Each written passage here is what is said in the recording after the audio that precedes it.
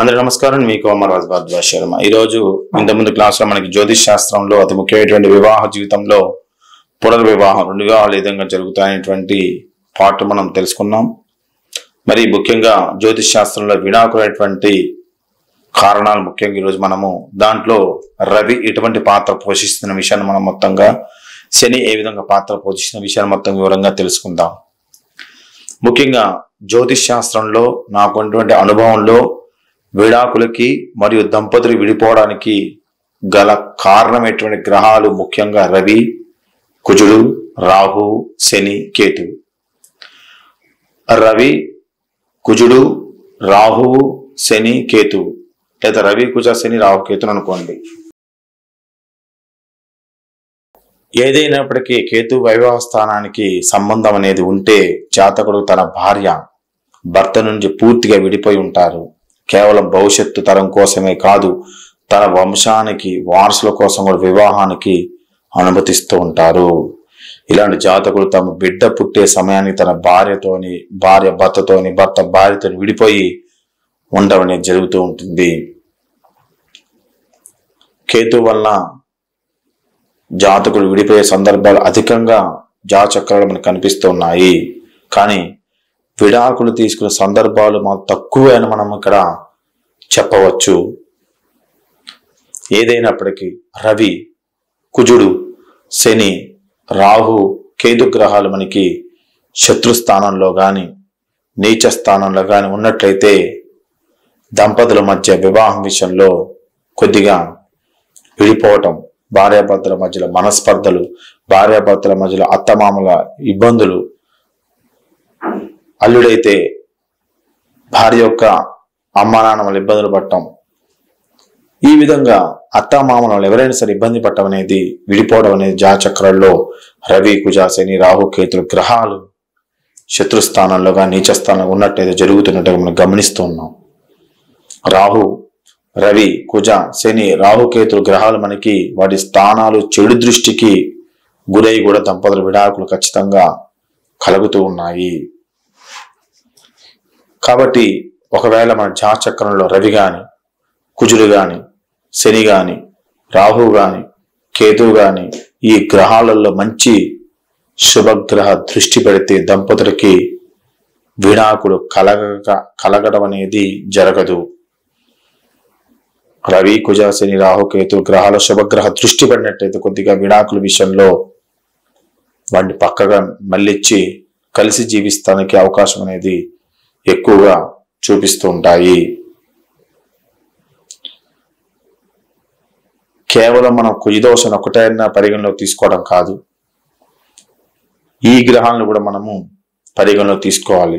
ఇంతకుముందు క్లాసులో మీకు చెప్పేటువంటి పాయింట్స్ ను కూడా మనం పరిగణలో తీసుకోవాలి. పునర్వివాహం విషయంలో, వైవాహిక జీవిత విషయంలో కుజదోషంతో విడిపోయిన జాతకాలు చాలా తక్కువ. కుజదోషం అతి భయంకరమైనదైతే కాదు. అసలుకి రూల్ ప్రకారం కుజదోషం వాళ్ళ వయసు 12 సంవత్సరాల వరకు మాత్రమే పనిచేస్తుంది అనేది పరాశర మహర్షి చెప్పడం జరిగింది. ముఖ్యంగా సప్తమాధిపతి 6వ భావంలో ఎలాంటి శుభగ్రహ దృష్టి లేకున్నా సరే జాతకుడికి ముఖ్యంగా విడాకులు కలిగే జాతకులు చాలా ఉన్నాయి. సప్తమాధిపతి 6వ భావంలో ఎలాంటి శుభగ్రహ దృష్టి లేకుండా ఉన్నప్పుడు, శని, రాహు కలిసి లేదా శని గాని రాహు గాని ఇద్దరు కలిసినప్పుడు కానీ శని గాని రాహు గాని కలిసినప్పుడు మనకి శబ్ద దోషం ఏర్పడుతుంది. ఈ శబ్ద దోషం లగ్నంలో కానీ సప్తమ స్థానంగా ఏర్పడినప్పుడు వివాహ జీవితాన్ని ఎక్కువగా నష్టాన్ని కలగజేశాయి.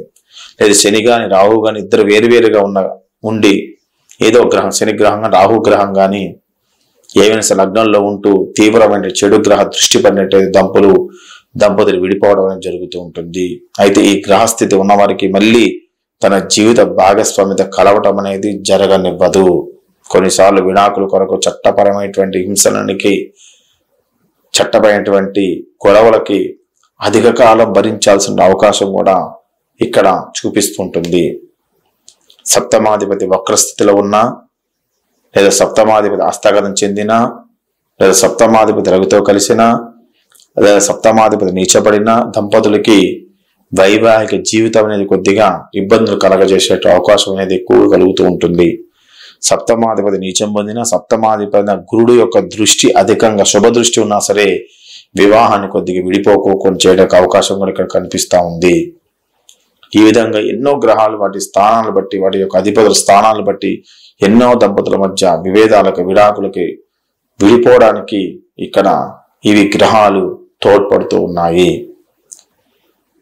అన్ని జాతచక్రాలు ఒక్కొక్క రకంగా ఉంటుంది. ఈ పాయింట్స్ మొత్తాన్ని మనం పరిగణలో తీసుకున్నప్పుడు వారి యొక్క జన్మ కుండలి మనం మన దగ్గరకు వచ్చినప్పుడు విశ్లేషణ చేయాల్సిన అవసరం మనకి ఉంది. ఎలాంటి విశ్లేషణ చేయకోకుండా ఘనకూటమిని పరిగణలో తీసుకొని వివాహము చేయకూడదు. మీరు దగ్గరలో ఉన్న అయ్యగారి దగ్గర మీరు వెళ్ళారనుకోండి, ఏం చెప్తారు, గుళ్ళో ఉన్న అయ్యగారు ఇవన్నీ వాళ్ళకి తెలియదు.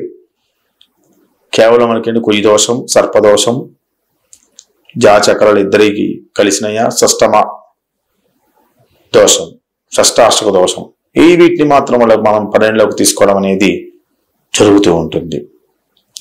వీటిని బాగా మనకు క్షుణ్ణంగా పరిశీలించి చేసి, ఎందుకంటే జీవితంలో వివాహం అనేది ఒక అతి ముఖ్యమైనటువంటి చాలా చాలా చాలా ముఖ్యమైన పార్ట్. ఇప్పుడు ఏం చేస్తున్నారంటే మ్యాట్రిమోనీస్ ఉన్నాయి. ఒక మీకు పెడతారు date of birth, date of birth ఇది వచ్చింది అనుకోండి, డేట్ ఆఫ్ బర్త్ టైం మార్చి పెడుతున్నారు కొత్తగా. ఇప్పుడు టైం మారుస్తారు, డేట్ ఆఫ్ బర్త్ ఇస్తారు, అయిపోయింది, ఇచ్చేస్తున్నారు. వచ్చేటువంటి అమ్మాయి ఎలాంటిది, వాళ్ళ ఫ్యామిలీ ఎలాంటిది, ఏమి ఎంక్వైరీ చేసుకోవాలి, ముందు పెళ్లి కావాలి. ఈ విధంగా చేయకూడదు. వాళ్ళ కుటుంబం చూడండి, వాళ్ళ తరాలు చూడండి, వాళ్ళ యొక్క వ్యక్తిగత పరిశీలన చేయండి, వ్యక్తిగతంగా వాళ్ళని గమనించండి. వాళ్ళ యొక్క ప్రవర్తనలోని వాళ్ళ యొక్క జీవితం ఆధారపడిన విషయాన్ని మీరు తెలుసుకోండి. ఈ విధంగా మనం ఏంటంటే పెళ్లి చూపులకు వెళ్ళి ఒక 5 నిమిషాలు వాళ్ళతో మాట్లాడి, అమ్మాయి అందంగా ఉంది, బొద్దుగా ఉంది, బాగుంది, టక్కని పెళ్లి చేసుకుంటే జాత చక్రం చూడకుండా చేసుకున్నట్టయితే చాలా ఇబ్బందులు పడే అవకాశాలు ఉంటాయి. జాత చక్రం అనేది ఖచ్చితంగా ఉంటుంది, కానీ మీకు చెప్పేటువంటి జ్యోతిష్కుడు కరెక్ట్ జ్యోతిష్కుడు అయినట్టయితే మీకు కరెక్ట్ ఫలితాన్ని వస్తుంది.